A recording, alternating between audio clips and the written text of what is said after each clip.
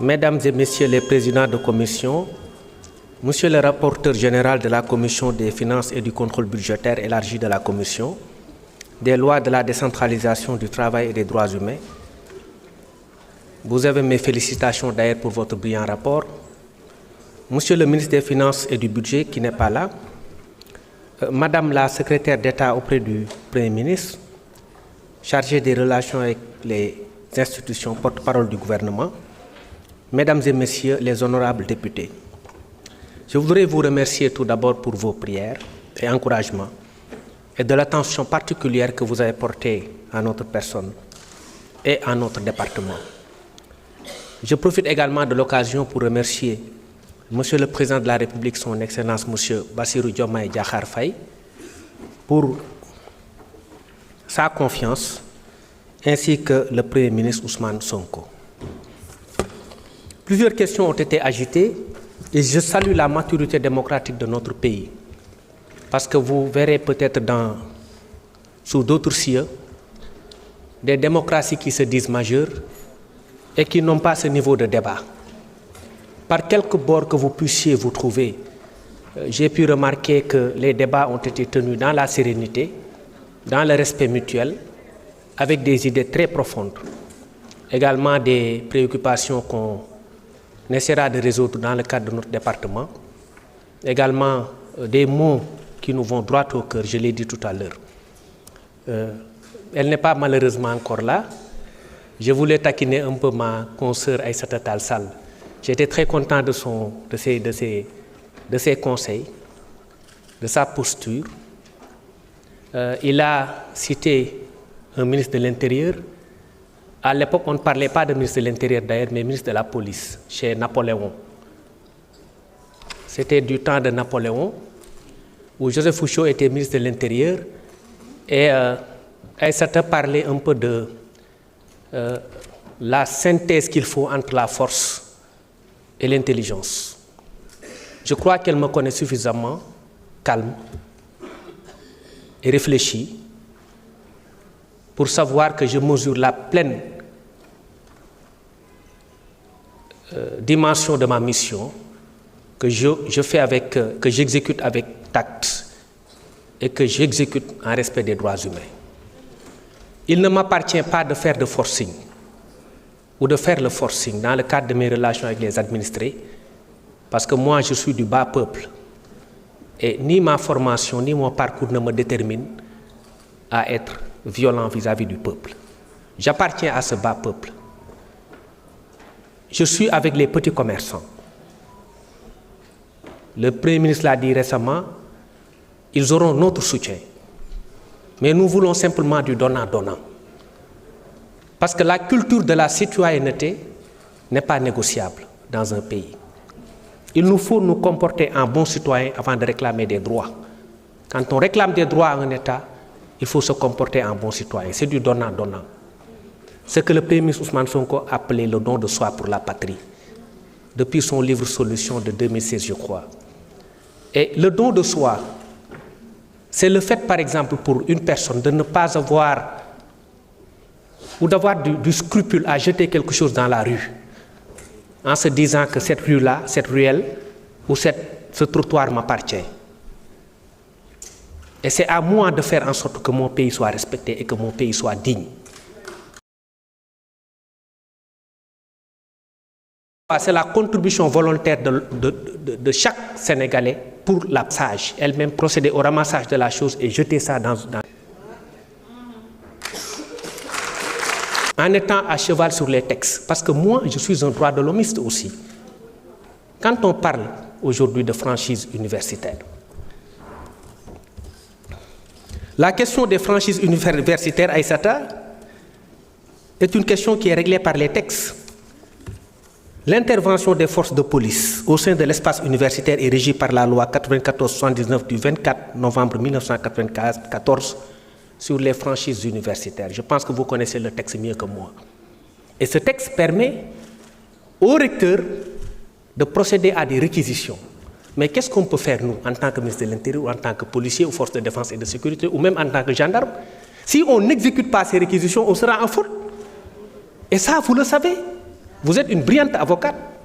et vous en avez formé plus d'eux. Vous connaissez le contenu de la loi. Vous savez parfaitement que l'autorité ne peut pas ne pas se soumettre à la réquisition du recteur qui a des pouvoirs propres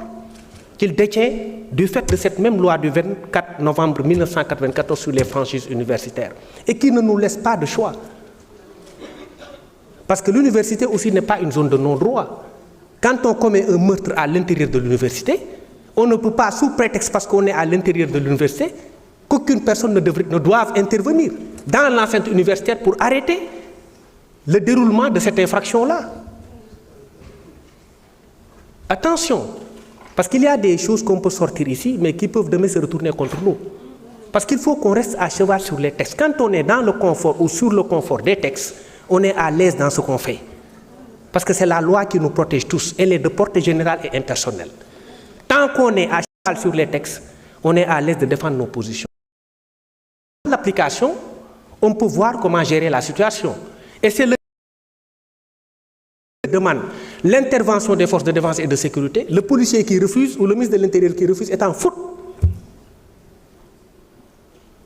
Nous, on ne peut pas être en faute vis-à-vis de la loi. Parce qu'on connaît la loi, on ne peut pas violer la loi. Il y a eu des incidents qui ont eu lieu. Le recteur a demandé à ce que, par réquisition, qu'on intervienne à l'intérieur de l'université. Et nous avons exécuté ces réquisitions-là. Par contre, les étudiants sont nos petits frères. Moi, je suis toujours étudiant parce que j'étudie toujours, je vais à la fac. Moi, je suis un éternel étudiant. Et j'épouse tout le temps la cause des étudiants. Et j'ai même programmé une visite dans le campus universitaire pour aider à nettoyer le campus. Et là, je félicite l'ancien directeur du cours qui a fait un excellent travail dans le cadre de vie à l'intérieur de l'université. Je vous l'ai dit la fois dernière en commission, mais vous étiez absent. Parce que c'est de cela qu'on a besoin. C'est de cela qu'on a. Et par quelque obédience qu'on se trouve, il est bon quand quelqu'un a du mérite ou qu'il a fait une chose, qu'on reconnaisse cette chose-là. Moi, je suis honnête et je me veux généreux. Voilà. Maintenant, la situation étant comme elle est, les choses se sont calmées. Les étudiants, comme je l'ai dit, sont nos petits frères. Pour moi, et sont nos enfants pour d'autres. Moi, je demande au recteur de lever la présence universitaire aujourd'hui même. J'ai vu que c'est une condition pour la cessation de la revendication estudiantine. Pour moi, la paix étant revenue à l'intérieur de l'espace universitaire,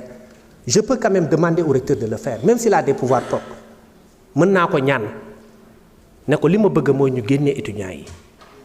Et d'ailleurs, dans notre nouvelle doctrine du maintien de l'ordre, les choses ont changé. Parce que moi, tamit démb fii la ma fekk, et j'étais au cœur du combat.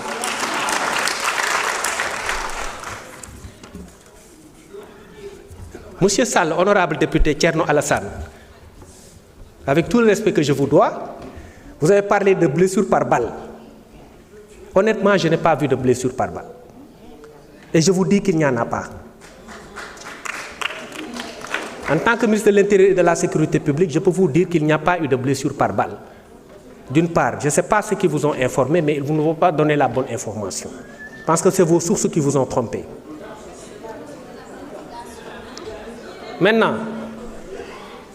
pour ce qui concerne les forces de défense et de sécurité, par contre, il y a eu des blessés au nombre de 29 et du côté également des étudiants. Ça, c'est vrai, il y a eu des blessés de part et d'autre. Mais il n'y a pas eu de bavure policière. Ce qui est une première dans notre doctrine, dans la doctrine du maintien de l'ordre. Parce qu'avant, il n'y avait pas que des bavures, il y avait pire que des bavures. Et l'on le fait la nous fait. De sorte que vous avez été obligés de faire voter une loi d'amnistie, pas vous. Mais bon, mes amis Aïssata et Abdoumbo ont été obligés de recourir à une loi d'amnistie. Bon, moi j'ai une interprétation propre de la loi d'amnistie, mais je la garde pour moi-même. Je la garde pour moi. Parce que ça ne vous arrange pas. Mon interprétation de la loi d'amnistie ne va pas vous arranger.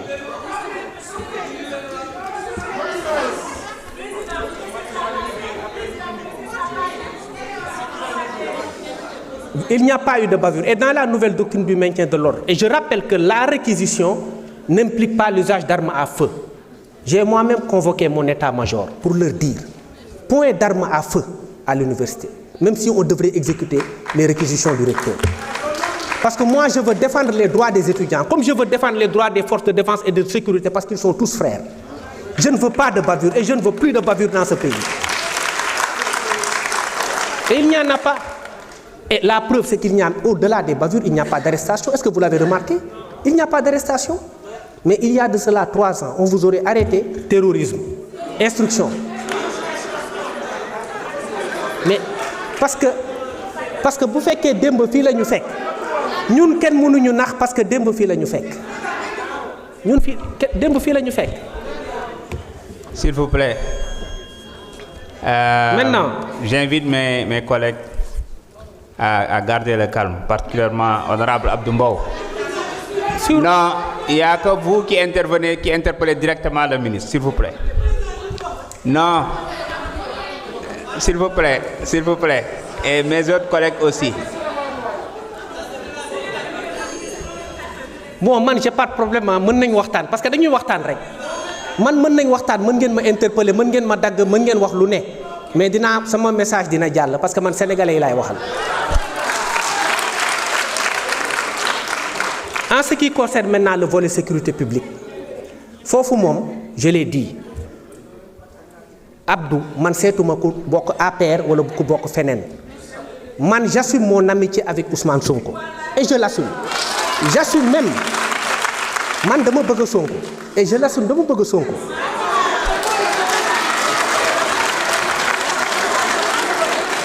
waaye terewuma ma nekk ministre de l'intérieur de tous les Sénégalais, même des gens de l'autre côté. Te sécurité naa leen ko assurer yéen nit ba mu mat sëkk. Keroog bi ñuy def meeting dañu am ay renseignements yu remonté ñu ne meetingu Pastef bi dina drainer au moins 300 000 personnes au moins. Am ñu ne woon dañu jël option à quelques mètres de là ñu ne dañuy def meeting.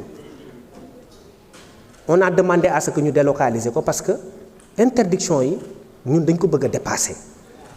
parce que démocratie bi dafa war a souffler parce que ñun loolu lañ xam loolu lañ jàng ci loolu lañ nàmp léegi ñooñu dëgëral ne dañuy toog def meeting ñu ne leen délocaliser leen ko parce que meeting boobu ba tey interdiruñ ko dañu ne leen ñu délocaliser ko pour des raisons de sécurité et de leur propre sécurité ñu bañ mais bi ñu gisee foule bi xam nañ lu tax ñun ñu waxoon leen ngeen délocaliser ko. Donc ñun dinañ am ay éléments yoo xam ni pour la propre protection des Sénégalais nanguñ ku ñuy saaga ak ku ñuy ŋàññi dañ koy jël dañ koy nangu amul problème mais dañ leen war a protéger mooy foo leen mënti bokk dañ leen tey boo amoon ku dugg sa kër di agressé dama fara yónni ay nit ñu protéger la moo tax ma ni man je suis le ministre de l'intérieur de tous les Sénégalais moo tax ma ni leen yéen député yi bu leen demander benn rendez-vous par écrit di parce que bi ma ñëwee dama gis loolu mais loolu du yoon député warul demander rendez-vous pour gis ministre da ngeen may woo ma recevoir leen parce que yéen wax naa leen ko keroog commission suffrage universel moo leen man ab décret rek moo fi bàyyi yéen ñu ëpp légitimité ak foo leen mënti bokk ke ngeen bokk Pastef wala ngeen bokk feneen yéen ñu ëpp légitimité parce que ñun décret moo ñu fi bàyyi léegi bu dee si aspect sécurité bi gis ngeen ni depuis quelque temps dëkk bi dafa commencé am sécurité loolu moom nañ ko nangu te sécurité bi pour ñun ñëpp la quand on parle de désencombrement da ngay gis ñoo xam ne dañ koy politiser mais yooyu c'est des questions citoyennes kenn waru ko politiser parce que ñun ñëpp ñoo ko bokk am na benn ministre boo xam ne defe naa takku wàllu la bokk wax na fi wax bu rafet mu ne lii question citoyenne la parce que des questions de sécurité publique kenn du ko politiser kenn du ko foyee c'est comme les questions de défense nationale tey bu ñu nee diw boo xuma ambulant yi parce que ambulant man xaw ma problème mu ambulant yi fu mu jógee ambulant mooy kuy dem koo xam ne du encombré man keroog fii tablier laa wax mooy nga jël trottoir gas ko samp ci sa table piétons yi di wàcc di taxaw ci tali bi di dox en concurrence avec les véhicules ñuy gaare di taxaw muy consommer gasoil ak carburant ak réchauffement climatique bi nga xam ne da koy engendrer avec les gaz à effet de serre rapport CETUD ne 203 milliards am kii moo koy causé loolu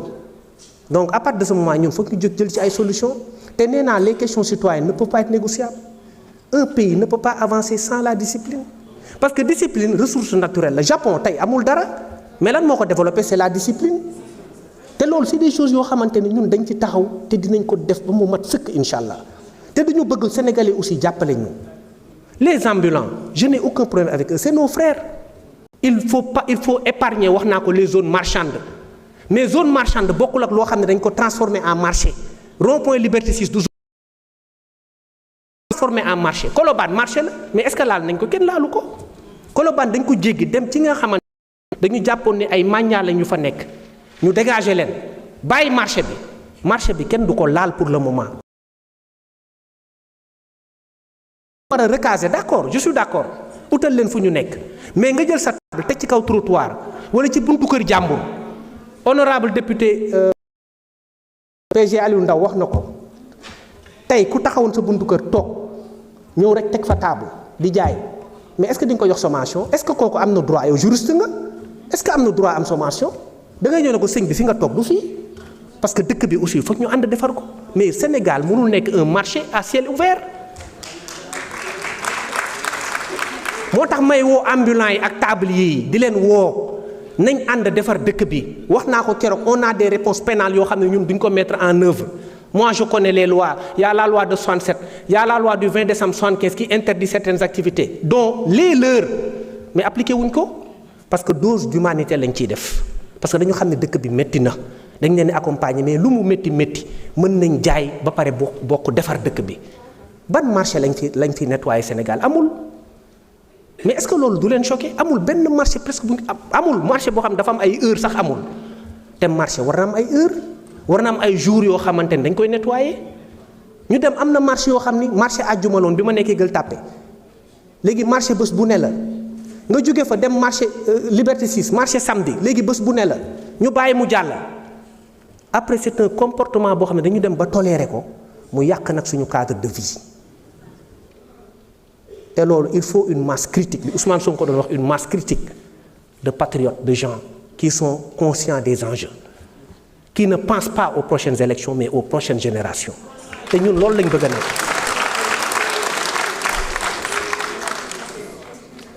Sur les questions de sécurisation des espaces et de tranquillité publique avant may wax ci mendicité parce que temps bi bariwul sur les questions de sécurisation ñun chaque fois léegi. au moins 3 fois par mois dañu def ay opération combinée police gendarmerie yoo xam ne man dama ciy bokk boo xoolee dëkk bi dafa commencé am jàmm au-delà de set bi muy set dafa commencé am jàmm am dal agression yu ñu daan noté yu bari armée dafa wàññeeku parce que man damay ànd ak sama gars yi moo tax dama leen di féliciter les forces de défense et de sécurité parce que ils sont très braves ñoom ak waa gendarmerie parce que le ministre de l'intérieur dispose de la gendarmerie en ce qui concerne la sécurité intérieure moo tax ñoom laay boole ñu agir dans le cadre d'une parfaite camaraderie ba pare moo tax dëkk bi Petite Côte dem nañ fa jóge fa dem Grand Yoff jóge fa dem Thiès te dinañ dem même ay Tambacounda lépp pour defar Sénégal ba nga xam ne sécurité dina fi am région lu mu sori dañ fa dem pour defar dëkk bi. Maintenant sur la question de la mendicité est devenue un fléau loolu encore le code pénal l'interdit. La mendicité est devenue un fléau te dafa am beneen type de mendicité boo xam ne c'est animé par des personnes de nationalité étrangère qui ne sont pas des Sénégalais li mu xamoon ci mendicité déjà Sénégalais classiquement xamul woon dafa am kersa génn di tàllal loxo dañ daan def ci ay famille ñoo te bokk ci ay famille di dimbalante mais chaîne de solidarité bi dagg am ñu génn di yalwaan parce que ñàkk moo tax bien que dañ ko tere mais dafa am beneen forme de mendicité boo xam ne c'est plus complexe encore mooy mendicité boo xam ne c'est entretenu par des personnes de nationalité étrangère. Or les lois de la CEDEAO permettent aux pays d'appliquer leurs propres lois. C'est-à-dire que la libre circulation des biens et des personnes n'interfère pas dans les lois pénales des pays. C'est ce qu'on appelle ñun ci jargon pénal le principe de l'autonomie du droit pénal. ñun ñoo am suñu autonomie appliquer suñu texte. Or mendicité ak vagabondage dañ ko interdire au Sénégal moo tax du ñu nangu benn étranger ñëw Sénégal di vivre de mendicité loolu dootuñu ko nangu tey dootuñu ko nangu ëllëg te de plus en plus boo xoolee mendiants yi fi nekkoon presque gisatoo leen fi centre ville amatul mendiant boori corniche amatul mendiant ak yeneen zone maa ngi répondre également ci question bi benn député posé sur les pousse-pousse ak machine à café yi ñuy jaayee ci mbedd bi chariot yi waxuñu Dakar yëpp ah loolu dañ ko interdire graduellement parce que doo ñëw rek attaquer un truc boo xamante ni benn commerce informel dans son ensemble loolu doo ko def moo tax dañ ko def par zone ce qu'on appelle les zones principales yi nga xamante ni dañ ko bëgg offrir en exemple corniche dañ fa tere yenn commerce yi parce que dañu dem ba corniche dañu doon gis ñu taxaw di jaay ay yére foofu ñii di jaay lii ñii di jaay lii ñii di laay li mu nekk benn mbuum mbaay boo xam ne bu ñu ko bàyyi woon suñu cadre de vie day yàqu maa ngi jot également alerte ñi nga xamante ne c'est des riverains Almadies ci code kii bi baie de Hann tamit yàqu na baie de Hann dañ ko transformé en dépotoir d'ordures alors qu'il y a de cela 20 ans wax naa ko keroog c'était l'une des plus belles baies au monde yooyu yëpp dañ ko war a récupérer te dinañ ko récupérer parce que suñu cadre de vie ñun ñoo ko moom civisme ak citoyenneté comme je l'ai dit kenn du ko négocier ñun ñoo ko moom sur les équidés très rapidement fas yi dafa am benn texte boo xam ne dafa tere ñu leen toroxal ça résulte du code des contraventions fas dafa noble Gandhi doon na wax ni doyen Alla Kane maa ngi lay gërëm di la sant ci remerciement yi c'est Gandhi qui disait que la grandeur d'un peuple se mesure à l'affect dont les populations ont véritablement pour les animaux gis nga bàyyi ma dafa noble waruñu jàpp fas di ko toroxal parce que fas dafa noble même alxuraan da ko tagg pourquoi ñu war a bàyyi yenn pratiques yi parce que fas dafa am bakkan nga jël charrette di ko yen ba mu fees ba fas bi di daanu du yoon ñu war a bàyyi également de la même manière divagation d'animaux am na ku ko wax loolu aussi c'est le code des contraventions qui l'interdit sur la voie publique da ngay dem ba centre ville parfois nga daan gis parce que loolu nangootuñ ko nga daan gis ay nag ak ay xar yuy dox yàq également cadre de vie bi yooyu rafetul suñu dëkk ñun ñoo ko moom nañ ko defar wax naa ko keroog fii am na benn ministre bu ko fi rappelé ñun peut-être amuñu mais bëgg nañ lu baax ak fu ñu mënti nekk nañ ànd defar suñu dëkk ñun ñoo ko moom bu ñu nangu kenn di ñu ko yàqal parce que Sénégal suñu loxo lay mujjee donc dañ ko defar ba nga xamante ni bu ëllëgee on va léguer aux prochaines générations un pays ordonné un pays stable et un pays respecté parce que bu ma demee tey li ñuy bañ mooy bu ñu ñëwee fii après bu ñu demee xeeb ñu te loolu ñun waruñu ko nangu ñun ñoo moom suñu réew nañ ko ànd defar.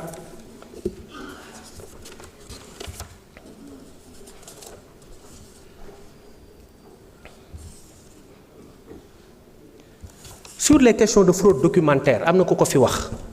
il a raison fraude documentaire dafa nekk une atteinte à l'identité sénégalaise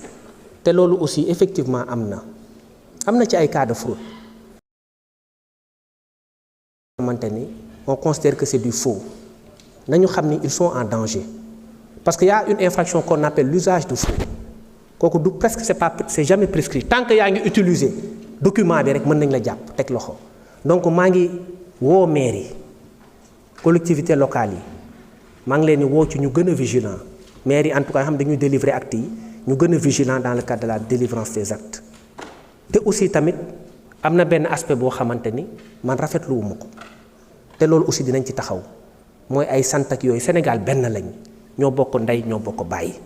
boo santee Jaxumpa wala nga sant Cissé wala nga sant Mbay ak sama kal yi sant Touré ñoom ñëpp benn lañ donc nañ jàppandoo ci loolu defar kii xam ni ñun ñoo bokk dëkk bi sant yi amu ci solo mais li ko indi mooy fraude documentaire bi effectivement moo poussé parfois policiers yi ñu laaj ay documents parce que mënoo bëgg une chose aussi et son contraire moo tax léegi dans tous les cas j'ai demandé à ce qu'on exige des certificats de nationalité parce que bu boobaa le problème est réglé ku indi nationalité sénégalaise mën nga am loo bëgg mais bu fekkee ni yow da nga nekk un fraudeur doo mën a produire un certificat de nationalité te loolu ça peut régler le problème. Maintenant sur la question de la corruption je suis effectivement d'accord corruption nag dafa bokk ci fléau yi nga xamante ni fépp da nga ko fay retrouver da nga koy retrouver ci police da nga koy retrouver feneen mais ñu ngi jox ay jéego bi ñu ñëwee dañu teg un inspecteur général jox ak toutes les considérations yoo xam ne mën nañ ci régler police ak benn brigade prévôtale boo xam ne dañ ko mettre en place pour régler les questions de corruption loolu à ce niveau-là vraiment. mais am na loo xam ne ci sutura la doo ñëw condamné nit ba pare jaay ko ci mbedd bi ne dañ ko kii parce que bu ñu ko condamné ba pare doy na sëkk donc loolu lañ jàpp mais rassurez-vous la question de la corruption est actuellement prise en charge par la police. Sur la situation des élèves de la 49e promotion, je vous rassure que le problème est quasiment réglé. Parce que toutes les démarches administratives sont entamées pour la résolution des vices entachant leur situation. Répondre na keroog Guy Marius Sagna ci côté boobu et un projet de décret à titre exceptionnel a été pris pour la régularisation de leur situation administrative et financière parce que les deux sont liés. Et il a été élaboré et aujourd'hui c'est sur la table du président de la République. Bu ñu ko signé rek le problème sera réglé. Ñun ñoo gën a soxla effectif dans le cadre du maintien de l'ordre et dans le cadre de la sécurisation du pays. maa ngi leen di gërëm di leen sant ci déglu bi lii rek day wane ni Sénégal benn bopp la ñun ñoo ko moom. amaat nga 15 minutes au besoin. ah mais c'est tant mieux encore je pensais que c'était fini lii je veux dire day wane ni Sénégal benn bopp la te effectivement ñun ñoo ko moom te incha allah dinañ ko defar. am na benn député El Hadj Diop bu ma laaj ci construction caserne sapeur-pompier à Malem Hodar loolu dafa dugg ci mise en œuvre agenda national de transformation Sénégal 2050 l'État a projeté la construction de 186 casernes de sapeurs dont 86 pour la période 2026-2030 keroog dem naa inaugurer caserne de Goudiri quelque chose qui a été très bien accueilli par les populations.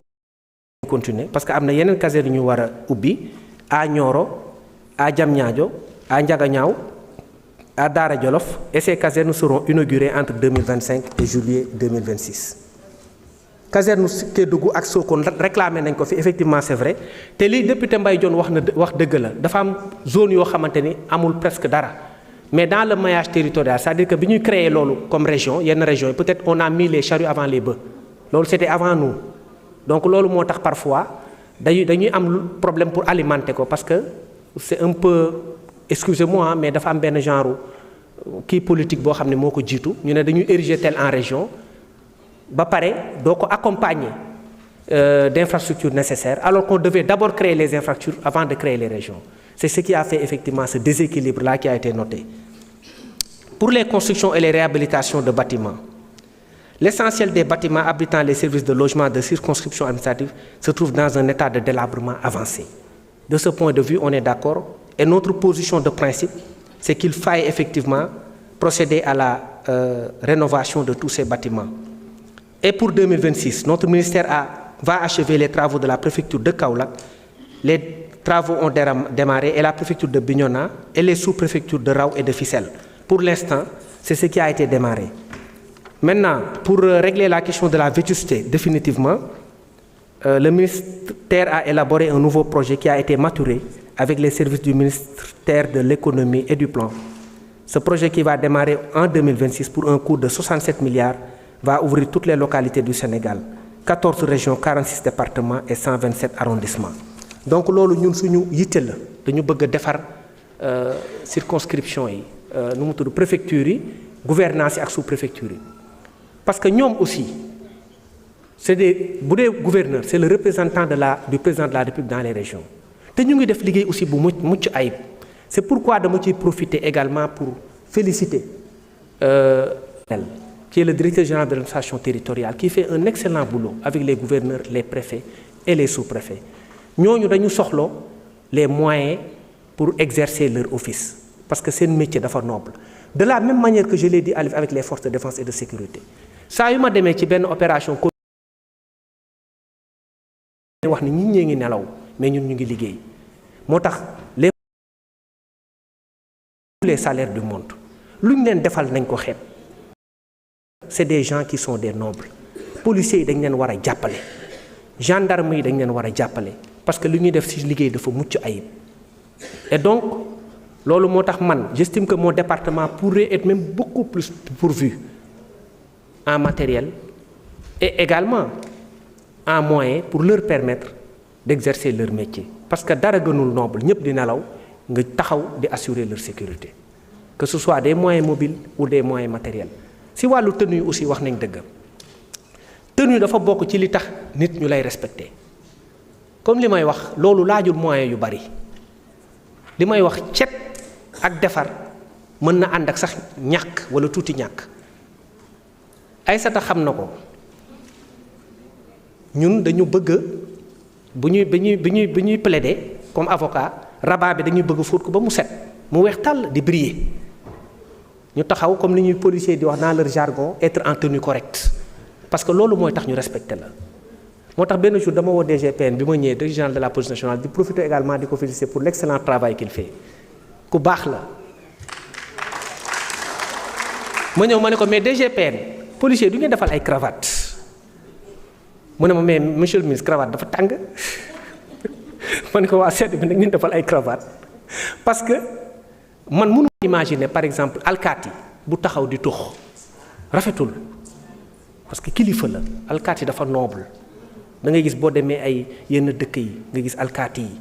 man bu ma gisee alkaati bu sol lu rafet dama koy respecter dama koy bëgg sama xol day sedd donc yooyu yëpp c'est des choses yoo xam ne ça participe à la citoyenneté te pourtant laajul moyen yu bari donc loolu laay wax rek tout le temps nañu xool lépp li nga xamante ni mën na relever suñu prestige en tant que pays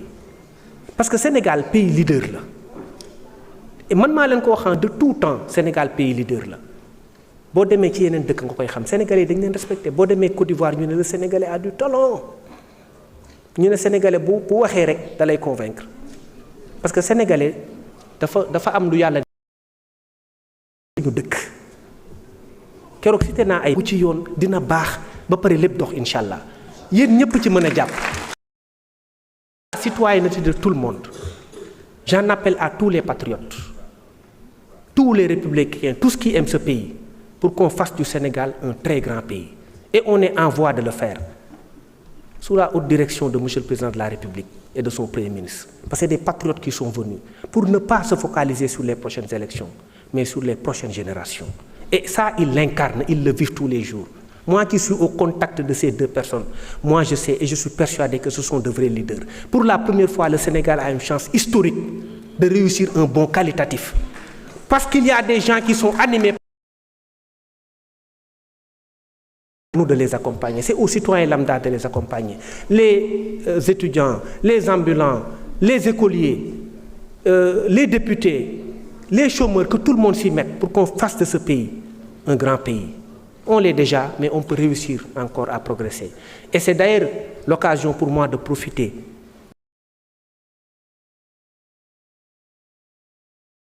Féliciter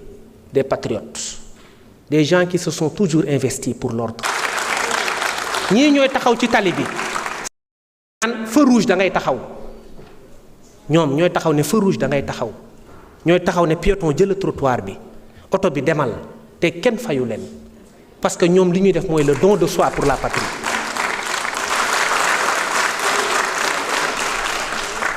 ak ñeneen ñi nga xam ne dañuy dénoncer également certaines situations on reçoit tout le temps les dénonciations nous invitons les Sénégalais à dénoncer davantage parce que nous sommes un pays boo xamante ni nous sommes habitués à ça nañu di dénoncer parce que loolu c'est positif ça nous aide nañu di critiquer ministère de l'intérieur bu ñu xamee ne lii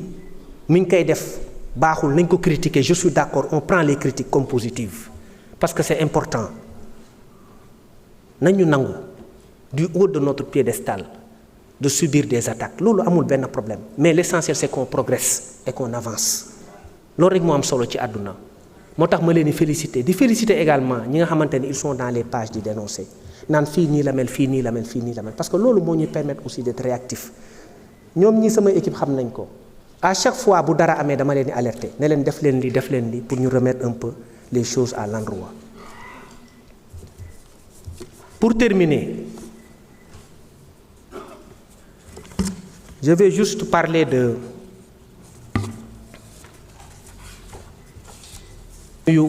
kilifa diine yi demoon naa Touba ci sama sëriñ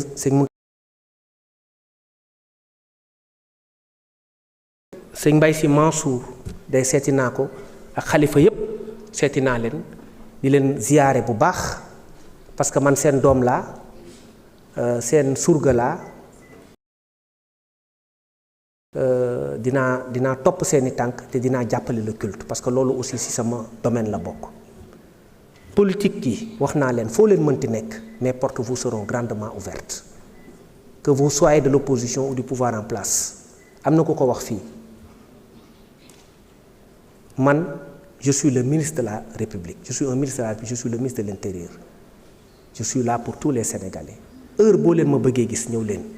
parce que je vais vous accueillir et c'est mon devoir également de vous écouter la société civile également maa ngi leen di woo à tout moment mën ngeen ñëw sama bureau boo leen amee ay doléances ñëw leen Aïssata du ma nangu nga may taxé peut-être étiqueté parce que dans le barreau boo ñëwaan dañ lay étiqueté à quelques 6 mois dañ naan diw nii la mel ça peut arriver ce qu'on appelle les étiquettes chez nous. Tous les avocats ont de très très bonnes étiquettes maintenant fii dama ñëw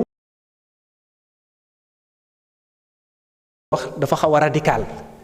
mais man moom xaw ma lan lañ may wax ci radical parce que moi je ne fais qu'appliquer les lois et je le fais avec une dose d'humanité qui n'est pas contestable donc que ce soit Aïssata ou honorable député Thierno Alassane je vous rappelle je vous le dis moi je vous le répète je suis pas un homme radical moi je suis un homme respectueux des lois et je vais le faire avec la rigueur qui s'y est et sans faire trembler ma main je vais faire respecter les lois de ce pays. Également le président de l'Assemblée nationale il a été mon compagnon de lutte temps bi ñu koy takkal bracelet mu muñ ko Sénégal jaar na ci période yu difficile mais tey yàlla def na am na dal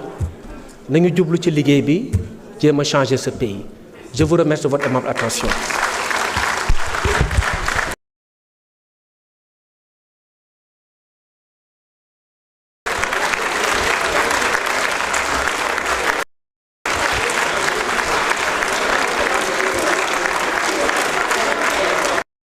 doy na nag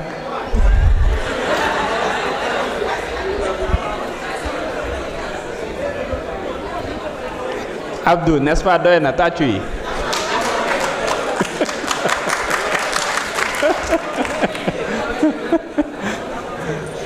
merci beaucoup monsieur le ministre.